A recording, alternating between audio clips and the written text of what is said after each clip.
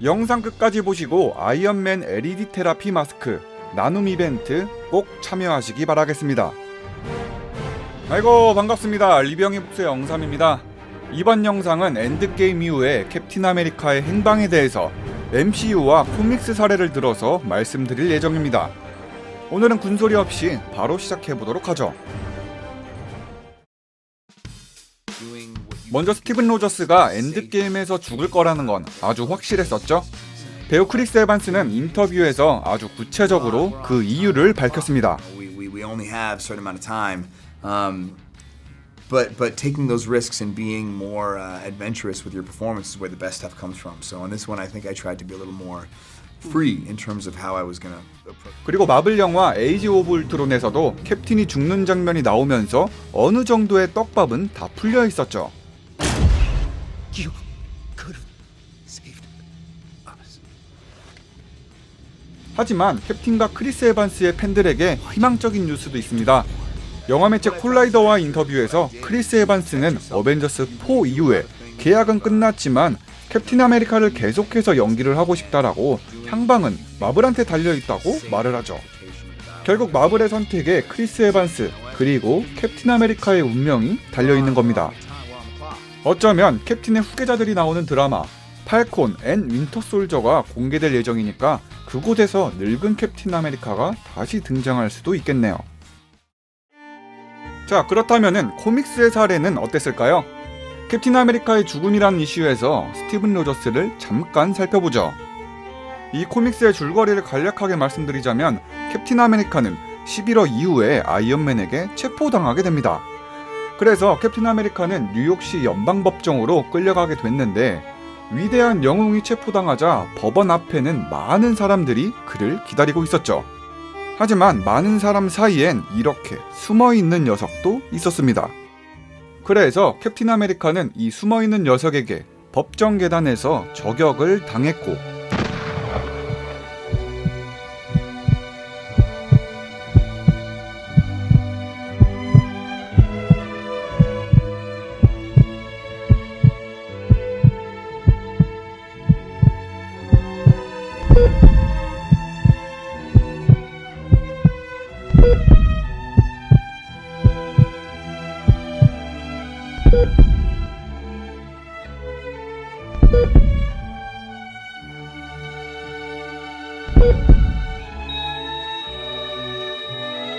그렇게 캡틴은 그대로 사망했습니다.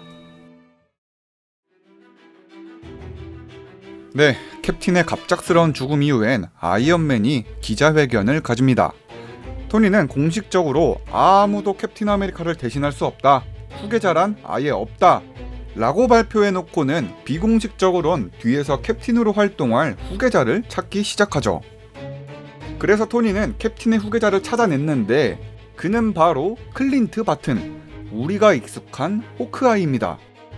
호크아이는 아이언맨을 만나자마자 캡틴 아메리카의 죽음에 대해서 추궁을 하는데 는 무슨 아이언맨은 일단 뚝배기부터 후려 갈겨버리고 대화를 시작합니다. 이렇게 토니한테 발린 호크아이는 감금당한 상태로 한 가지 제안을 받게 되는데요. 그건 바로 호크아이가 캡틴 아메리카가 되라는 거였습니다. 네, 그래서 호크아이는 방패를 허공에 한번 던져보고는 냅다 캡틴 아메리카가 되기로 결정하죠. 이렇게 호크아이는 캡틴의 코스튬도 입고 방패를 제대로 던지는 첫 인물이 됩니다. 호크아이가 캡틴이 되자마자 가장 먼저 수행했던 임무는 초인등록법에 불응했던 히어로들을 스스로 체포하는 거였습니다. 체포에는 다 성공을 했지만 호크아이는 이들을 다시 다 풀어주고는 갑자기 스타크한테 가서 코스튬과 방패를 돌려줍니다. 아마도 호크아이는 캡틴의 방패와 코스튬을 입고 이런 일을 한다는 것에 깊은 회의를 느낀 거겠죠. 한편 버키 반즈는 캡틴의 방패와 코스튬이 아이언맨한테 있다는 사실을 파악했고 이걸 훔치기로 작정합니다. 버키는 아이언맨 때문에 캡틴이 죽은 거라고 믿고 있었고 아이언맨은 캡틴의 유산을 가질 자격이 없다고 생각했습니다. 그래서 버키는 캡틴의 유산을 훔치려고 했지만 쉴드한테 붙잡히고 토니를 만나게 됩니다. 그런데 뜻밖에도 토니는 버키한테 캡틴 아메리카가 되겠냐는 제안을 던지게 되죠. 당연히 버키는 이 제안에 오케이 때려주고 캡틴의 방패를 받아서 호크아이에 이은 다음 캡틴 아메리카로 활동을 시작합니다. 그리고 버키는 지난날의 윈터 솔저로서 너무 많은 잘못을 저질렀지만 국가의 상징이나 마찬가지인 캡틴 아메리카가 되어 그 명예에 걸맞는 인물이 되기 위해 계속해서 헌신했습니다. 그래서 버키는 자신의 죄 때문에 캡틴의 코스튬까지는 입을 자격은 없다고 하면서 자신만의 새로운 코스튬을 만들어 입는 모습까지 볼 수 있겠습니다. 자, 지금까지 말씀드렸던 코믹스는 캡틴의 후계자가 팔콘이 아니죠. 그래서 다음으로 말씀드릴 주인공은 바로 팔콘입니다. 원래 캡틴 아메리카는 코믹스에선 슈퍼솔저 혈청의 능력 때문에 절대로 늙지 않는 설정을 가지고 있었습니다. 하지만 캡틴이 사고로 인해서 이 혈청이 중화되면서 급 노화가 왔고 늙어버렸죠. 당연히 늙어버린 신체 때문에 더 이상은 캡틴으로 활동할 순 없었고 어쩔 수 없이 샘 윌슨, 일명 팔콘한테 캡틴 아메리카의 방패를 넘겨주게 됩니다. 엔드게임과 비슷한 거는 그냥 스티브 로저스가 조금 늙었다는 사실뿐이죠. 그런데 시간이 흘러 이 팔콘마저도 캡틴 아메리카로 오랫동안 활동하진 못했습니다. 왜냐하면 어느 날 팔콘은 은행 강도 사건에 진짜 범죄자를 잡았는데도 불구하고 제대로 대응해주지 않았던 미국이란 나라에 실망을 해버리죠. 이 사건 때문에 팔콘은 캡틴 아메리카로서의 활동을 그만하겠다고 선언하는 영상을 SNS에 업로드를 해버립니다. 그리곤 이렇게 캡틴의 유니폼과 방패를 집에 두고 어디론가 떠나버리죠. 지금 코믹스에서 캡틴 아메리카는 다시 스티브 로저스가 맡아서 활동하고 있습니다. 어떻게 살았냐고요? 별다른 이유는 없습니다. 스티브가 인기가 많으니까 다시 시체를 부활시켜주고 늙었던 로저스는 다시 혈청을 넣어서 활동시켜주고 100살도 넘으신 우리 할아버지 캡틴이 알고 보니까 하이드라였다는 막장 이벤트도 계속해서 진행 중이죠.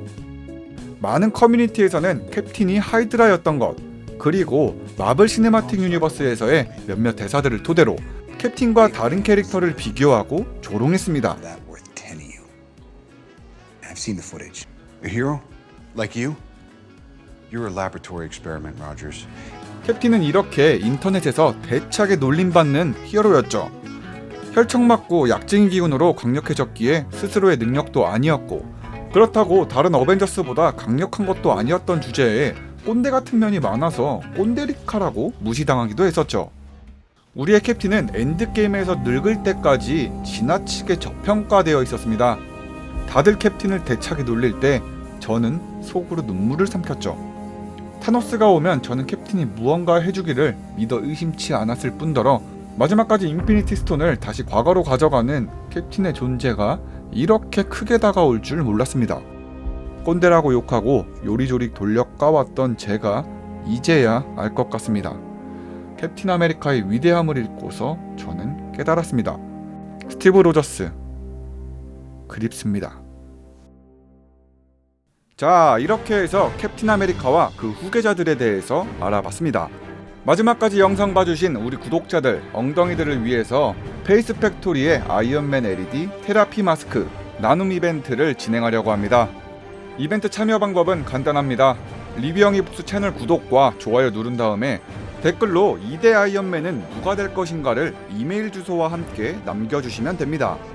그럼 그 중에 무작위로 3명을 선정해서 LED 마스크계의 히어로, 국내 유일 근적외선, 원적외선 동식 헤어, 페이스 팩토리 LED 테라피 마스크 총 3분께 보내드리겠습니다.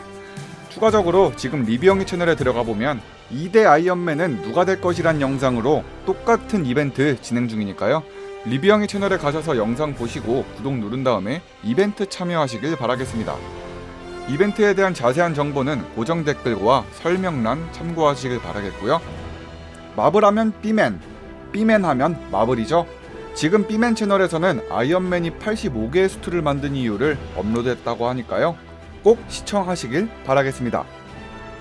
그럼 지금까지 엉삼이었습니다.